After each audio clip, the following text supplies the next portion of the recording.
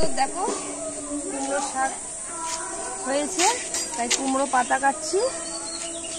একটা কুমড়ো পাতা দিয়ে একটা রান্না করবো বলে, বড় বড় কি সুন্দর পাতা।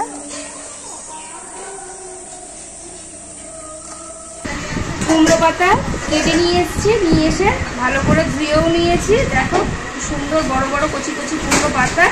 কুমড়ো পাতাও বাড়িতে আছে, তার সাথে আজকে বাড়িতে চিংড়ি মাছও এসছে বড় বড়, তার সাথে নারকেলও আছে। তাই ভাবলাম কুমড়ো পাতা দিয়ে চিংড়ি মাছ পাতুরি করব। তার জন্য আমার কী কী লাগবে দেখুন।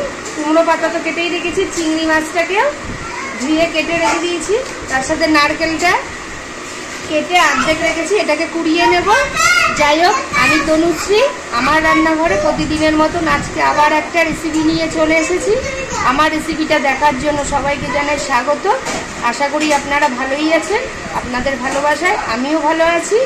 আমার রেসিপিটা দেখার জন্য লাইক, শেয়ার, সাবস্ক্রাইব করে দেবেন।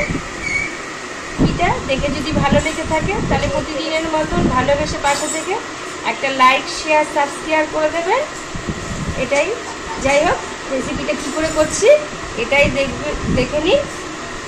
এর মধ্যে দিয়ে দিচ্ছি সাদা সর্ষে, কালো সর্ষে, সাথে অল্প একটু রাঁধুনি। এবার কাঁচা লঙ্কাও দিয়ে দেবো। সব একসাথে করে মিক্সিতে দিয়ে মশলাটা করে নেব। ও তার সাথে দিয়ে দেবো আগে থেকে নারকেলটাকে যে কুড়িয়ে রেখেছিলাম, অর্ধেক নারকেল তো দেখিয়েছি তোমাদের, ওই নারকেলটা কুড়িয়েছি, সেই কোড়া নারকেলটাও দিয়ে দেবো একসাথে।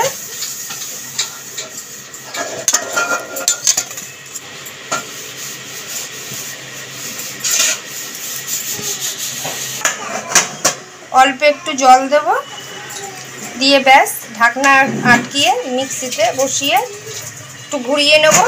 মশলা হয়ে যাবে তাহলে, কাটা মশলা।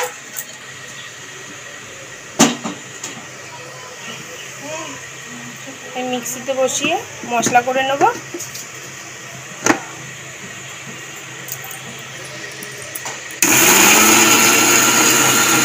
মিক্সিতে সমস্ত মশলা পেস্ট করে নিয়েছি, তার সাথে তো দেখালামই নারকেল।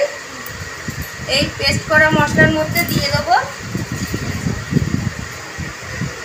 হলুদ,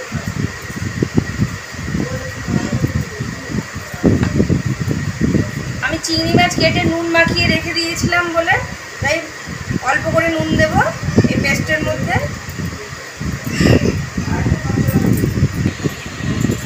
দিয়ে এর মধ্যে মাছগুলো, চিংড়ি মাছগুলো দিয়ে দেবো, নুন মাখানো যে মাছ।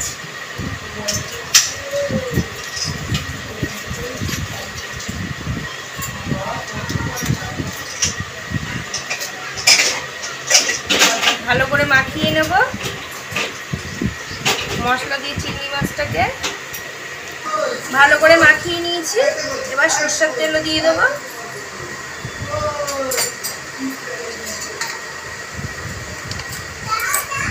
দিয়ে ভালো করে ফের মাখিয়ে নেবো একবার। চিংড়ি মাছটাকে ভালো করে মশলা দিয়ে মাখিয়ে নিয়েছি। এবার এদিকে আগে থেকে যে ধুয়ে রেখেছিলাম কুমড়ো পাতা, কুমড়ো পাতাটাকে নিয়ে নিলাম। একটা পাতা নিয়েছি, তার উপরে আর একটা পাতা দিয়ে দেবো, ঠিক এরকম করে।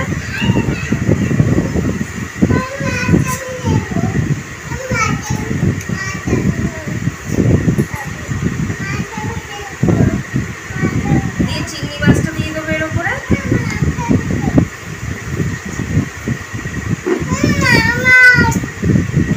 দুটো করে মাছ দিয়ে দিয়েছি, তার উপরে একটা করে গোটা কাঁচা লঙ্কা, অল্প একটু সরষের তেল।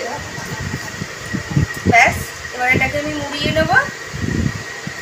ঠিক এরকম ভাবে দুটো করে পাতা দুদিক করে সাজিয়ে নিয়ে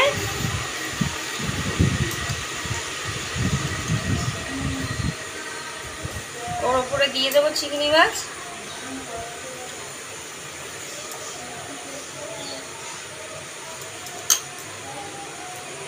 তাহলে তো পাবে না কিছু।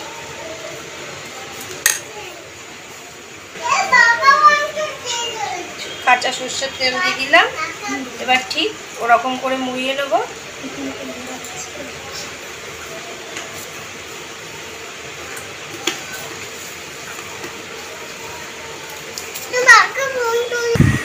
এরকম করে সমস্ত মাছগুলো কুমড়ো পাতার মধ্যে মুড়িয়ে নেব।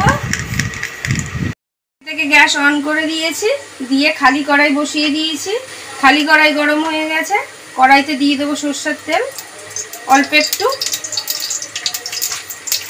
দিয়ে নাড়িয়ে চাড়িয়ে এদিক ওদিক ভালো করে লাগিয়ে নেব তেলটাকে। তেলটা গরম হওয়ার জন্য একটু সময় নেব। আর আমি আগে থেকেই তো দেখালামই, প্রত্যেক কটা চিংড়ি মাছ কুমড়ো পাতা দিয়ে ভালো করে মুড়িয়ে নিয়েছি, সাথে টুথপিক দিয়ে। তেলটা গরম হয়ে গেছে, চিংড়ি মাছ মোড়ানো কুমড়ো পাতাগুলো তেলের মধ্যে দিয়ে দেবো সাজিয়ে।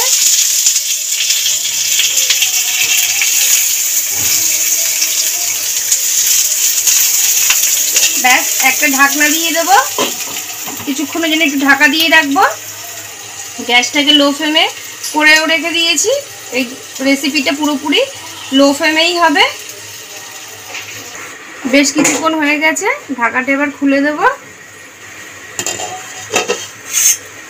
এবার একটুখানি পিঠ হয়ে গেছে, আর এক পিঠ একটু উল্টে দেব। এরকম করে সব কটা মোড়ানো মাছ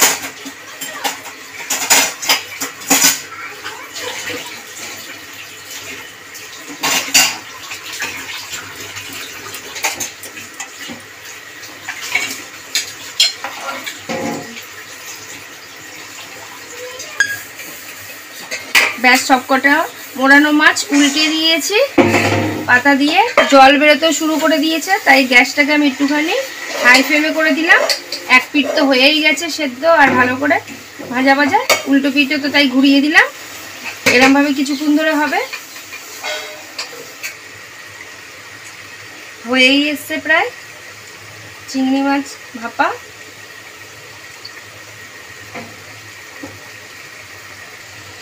আমি ভুল করে বলে দিয়েছি ভাপা, চিংড়ি মাছের পাতুরি হয়ে গেছে। আমি এবার এটাকে নামিয়ে নেব। দেখুন পাতাগুলিও বেশ ভাজা ভাজা হয়ে গেছে। ব্যাস, এবার আমি কড়াই থেকে তুলে নেব।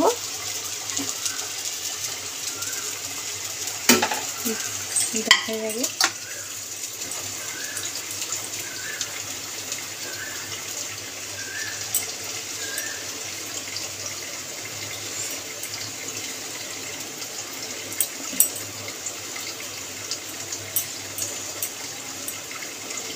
দেখুন চিংড়ি মাছটা কি সুন্দর হয়েছে সেদ্ধ।